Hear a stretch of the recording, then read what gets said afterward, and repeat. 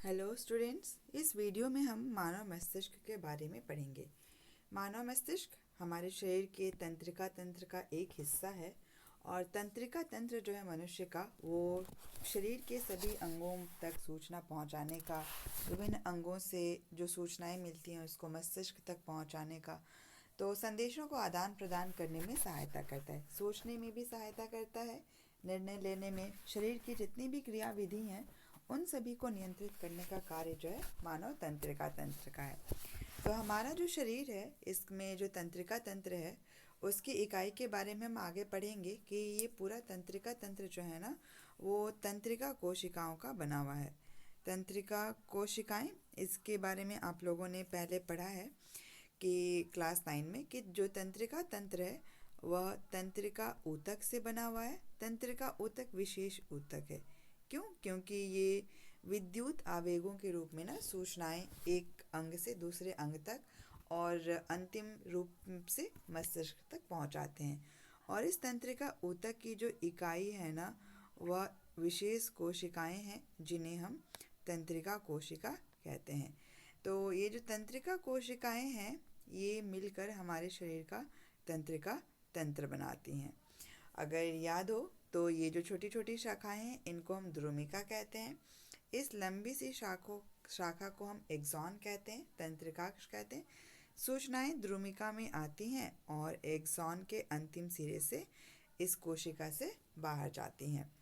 तो ये हमने क्लास 9 में पढ़ा है, तंत्रिका कोशिका से बने तंत्रिका ऊतक और तंत्रिका तंत्र के बारे में।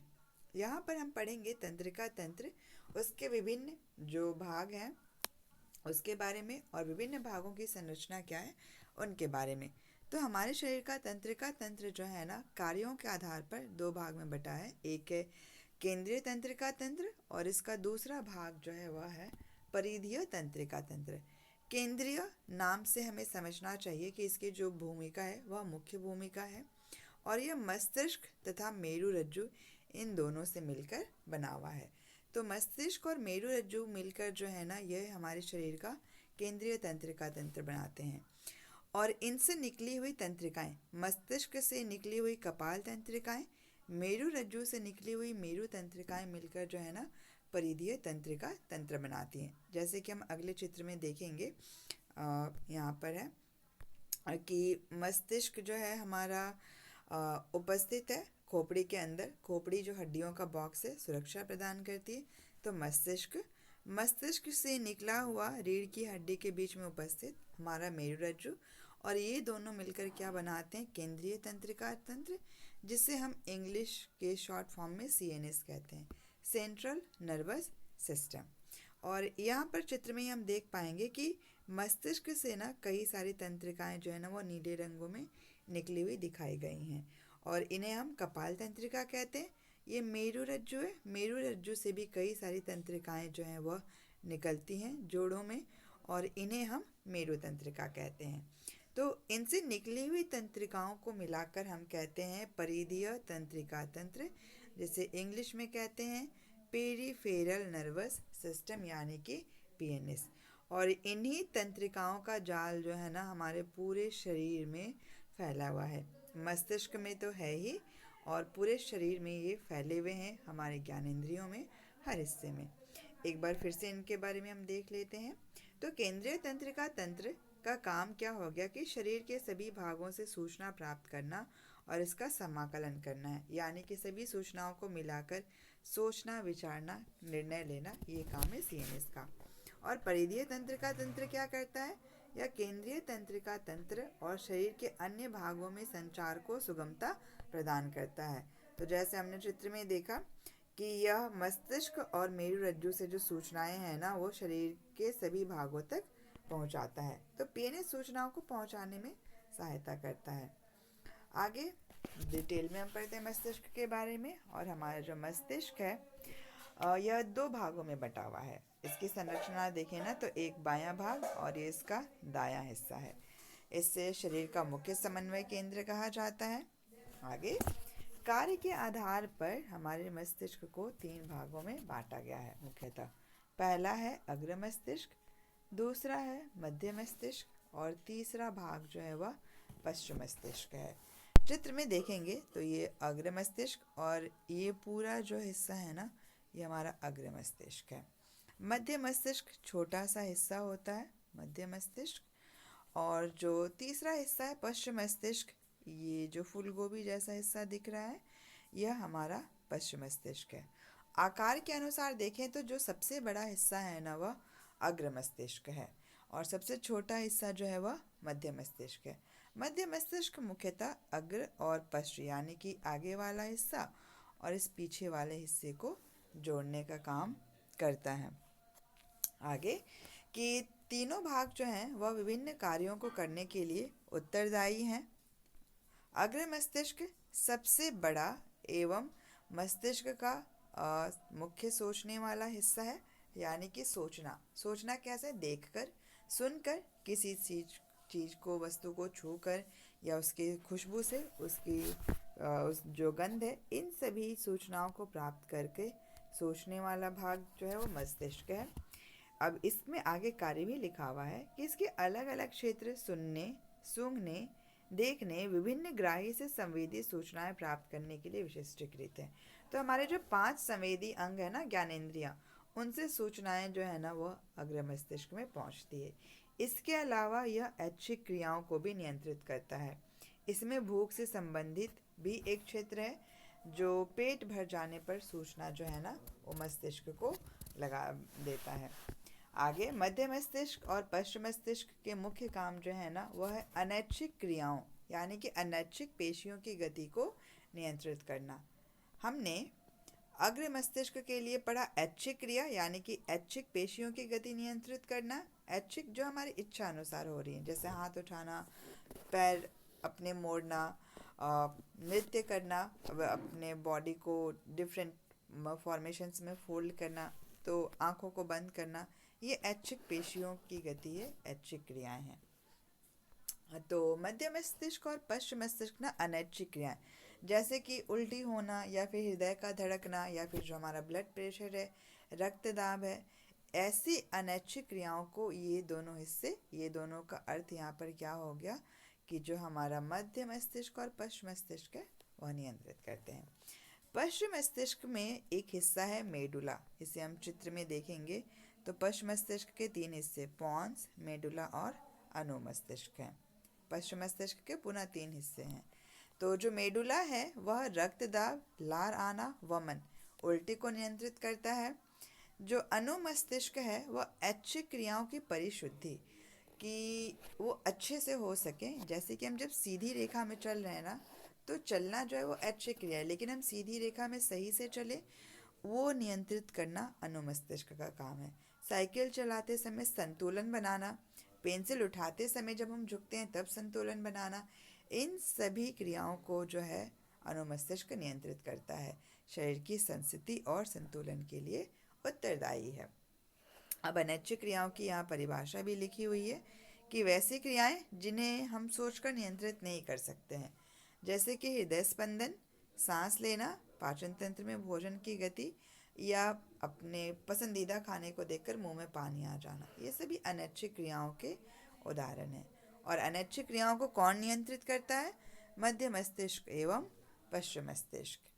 मस्तिष्क के बारे में पढ़ते हुए, क्योंकि मस्तिष्क जो है ना और मेरु रज्जु और ये सारे हिस्से जो है ना इतने महत्वपूर्ण काम कर रहे हैं कि शरीर की सभी क्रियाओं को नियंत्रित करना, तो इनकी सुरक्षा होना जो है ना वह भी ज़रूरी है। तो ये जो चित्र है ध्यान से देखना है, हर एक हिस्से के जो नाम है वो याद भी रखना है कि अग्र मस्तिष्क जो है वह सामने की तरफ दिखता है, सबसे बड़ा हिस्सा है। मध्य मस्तिष्क बीच में है। पश्चिम मस्तिष्क पीछे की तरफ है, हमारे मस्तिष्क में ये पीछे की तरफ हिस्सा है, और इसके 3 भाग पोन्स, मेडुला और अनुमस्तिष्क। और मस्तिष्क से जो निकला हुआ हिस्सा है इसकी चोटी के जैसा, वह है मेरु रज्जु। ठीक है। और ये बाहर में जो हिस्सा है ना, बाहर की जो लाइनिंग है, वह हमारी कपाल यानी कि खोपड़ी को दर्शाता है। और खोपड़ी का काम क्या हो गया? हमारे तंत्रिका ऊतकों की रक्षा करना। और ये खोपड़ी यानी कि कपाल किसकी रक्षा करता है? यह जो हड्डियों का बॉक्स है यह मस्तिष्क की रक्षा करता है। तो अगर इसे हम मस्तिष्क समझे ना कि हमारा मस्तिष्क है, तो मस्तिष्क के चारों तरफ हड्डियों का एक बॉक्स है जिसे हम क्या कहते हैं, कपाल, खोपड़ी कहते हैं। और मस्तिष्क और इस खोपड़ी के बीच की जो जगह है ना, यहाँ पर एक तरल उपस्थित है। तरल पूरित गुब्बारे में मस्तिष्क होता है। और ये तरल क्या करता है ना कि कभी चोट लगती है तो उस चोट को अवशोषित करता है, प्रघात अवशोषक का कार्य करता है। और मेरुरज्जु की सुरक्षा कौन करता है, रीढ़ की हड्डी, जिसे हम कशेरुक दंड भी कहते हैं। तो क्योंकि इतने महत्वपूर्ण ऊतक हैं तो इनकी रक्षा भी याद रखना है कि इन कोमल ऊतकों की रक्षा मस्तिष्क और मेरुरज्जु की रक्षा एक का कपाल करता है और दूसरे की जो सुरक्षा रीढ़ की हड्डी यानी कि कशेरुक दंड। लेकिन हमारा मस्तिष्क जो है ना, कैसे अपनी सूचनाओं की वजह से हमारे शरीर में क्रिया कर पाता है। तो जैसे अब मस्तिष्क ने, ये हमारा ब्रेन लिख देते हैं यहाँ पर, ब्रेन ने कुछ भी सूचना भेजी, मान लो उसने सूचना भेजी कि हमें अपना हाथ जो है ना वो हटा लेना है। तो इसकी सूचना आने से हमारा हाथ जो है ना, हम कैसे हटा पाते हैं, क्यों क्यों गति होती है, क्या परिवर्तन होता है, वह अभी हम जानेंगे। तो तंत्रिका ऊतक कैसे क्रिया करते हैं। तो तंत्रिका ऊतक से जो सूचनाएं हैं ना, वो किसी ग्रंथि या पेशी ऊतक तक पहुंचती है। पेशी ऊतक, ये पेशियां हाथ की हो सकती हैं, पैर की हो सकती हैं, आँखों की हो सकती हैं या होठ के हो सकते हैं। ये सभी पेशियों तक पहुंचती हैं। इन पेशियों तक जब ये सूचनाएं पहुंचती हैं ना, तो ये अपनी आकृति बदल लेती हैं, या अगर ग्रंथियों तक पहुंचा ना तो वह हार्मोन स्रावित करता है। और हमारी जो भी पेशी कोशिकाएं हैं ना, उनमें विशेष प्रोटीन होते हैं, इनको सिकुड़ने वाला प्रोटीन कहते हैं।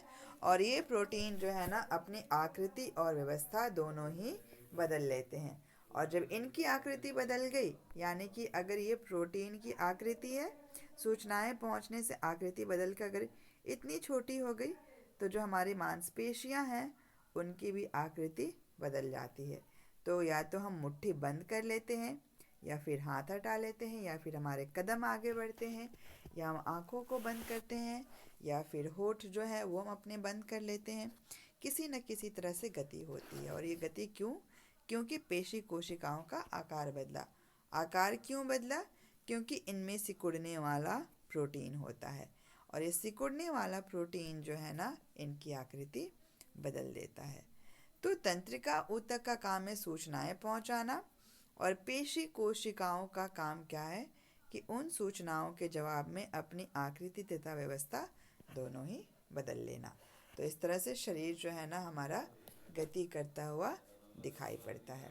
तो पूरे मानव मस्तिष्क में हमें ध्यान रखना है कि मस्तिष्क के 3 हिस्से कौन से हैं। इसके बाद हमें ध्यान रखना है कि हमारा जो केंद्रीय तंत्रिका तंत्र है उस वह किन हिस्सों से मिलकर बना है, परिधीय तंत्रिका तंत्र किन हिस्सों से मिलकर बना है, तो इनके हिस्सों के नाम याद रखना है।